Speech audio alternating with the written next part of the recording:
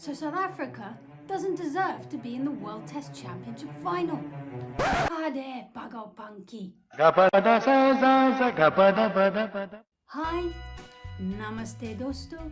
I am Tanja, the cricket queen, a massive fan of the 5th best cricketing team in the world, according to Mark Wall. This is my take on the latest cricketing controversy.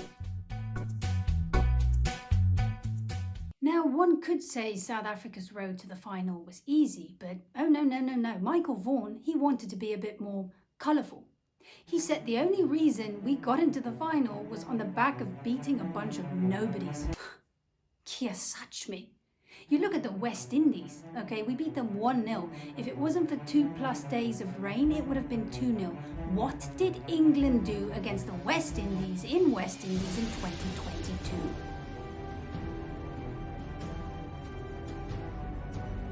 Bola kia hua, Vaughan?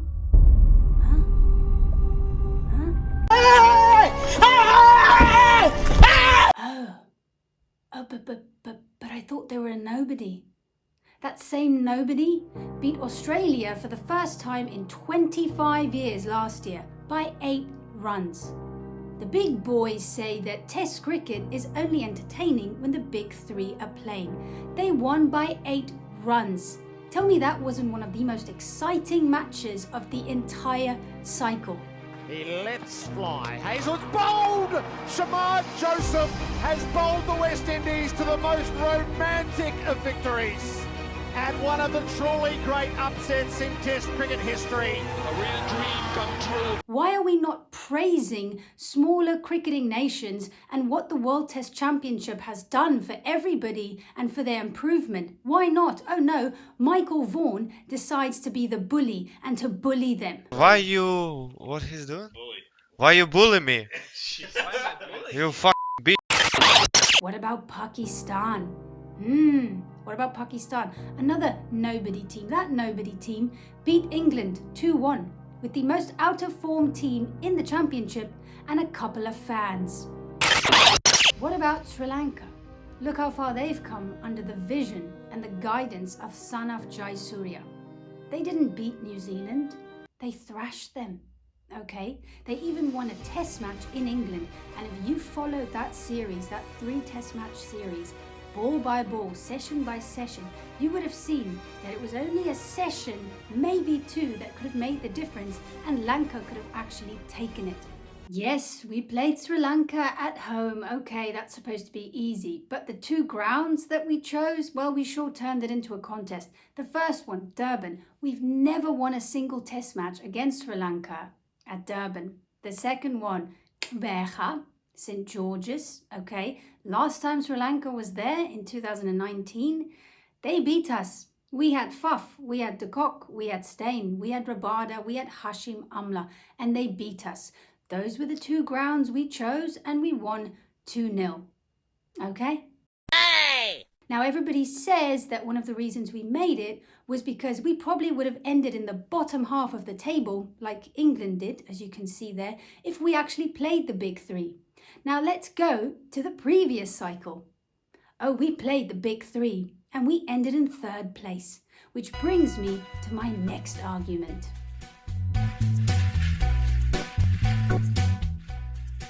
I mean, yeah, that's obvious. You know, the math is so obvious, my cat can do it, so okay. But here's the point. We didn't play as many matches as the others then. Probably if we played 1, maximum 2 more, and we won those, we would have qualified. Where was the outrage then? Where was the outcry of the injustice of the system? Oh no, it's not fair. Poor South Africa. They didn't play as many test matches as the others. Nobody cared. Where was the Pani Puri Jase Asu, salty tears then? Huh? Nobody cared. Okay, this log right here is proof that it doesn't matter how many matches you play, it shouldn't hinder your performance if you end up playing, 22. Winning 10 from 22 is unacceptable. Okay, do England really deserve it more than South Africa? Huh? Drop in the comments below if you believe so.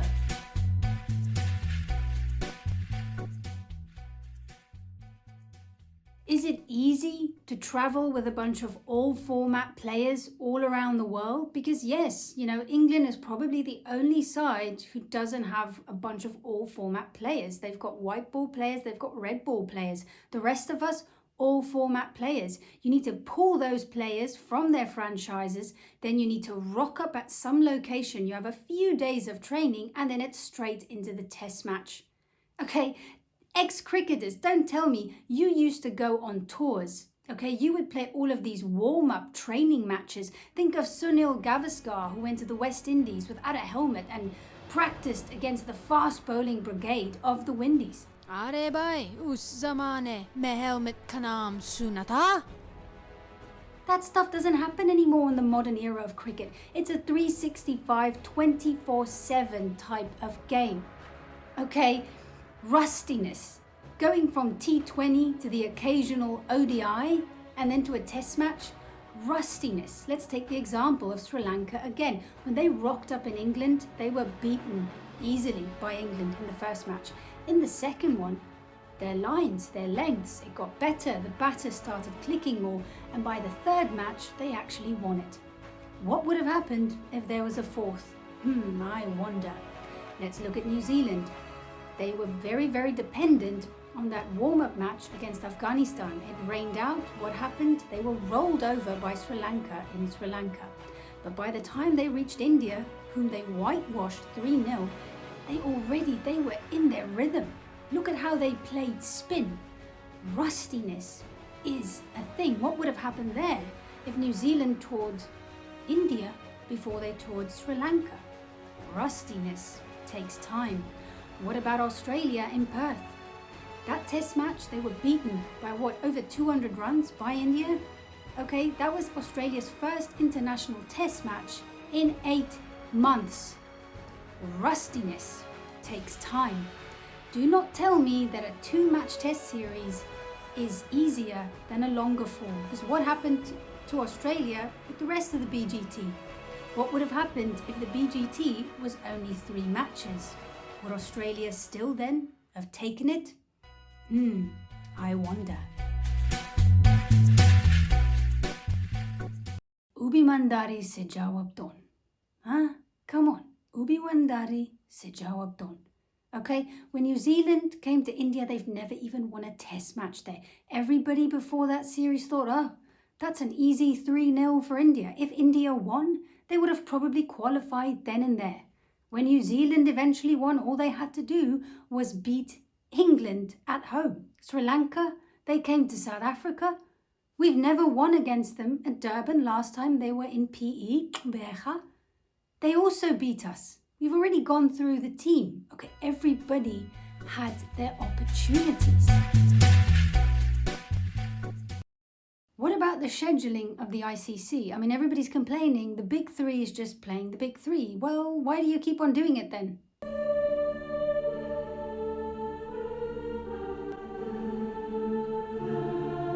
I mean, there's talk now of the Ashes not being once every 2 years, but now once every 18 months.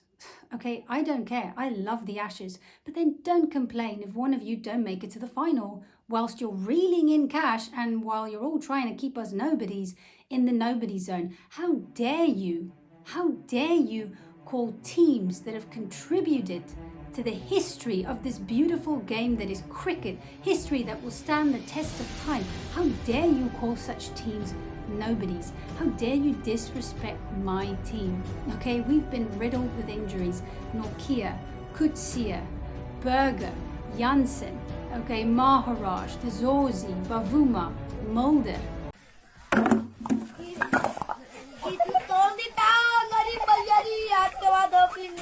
Have we even played a single match with a full-strength team? Huh? Char playero ke sat kelo.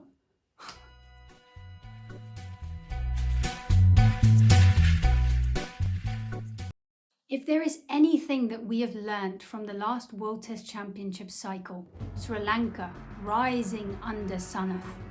Okay, Sri Lanka winning a test match in England, New Zealand winning in India for the first time, the West Indies winning in Australia.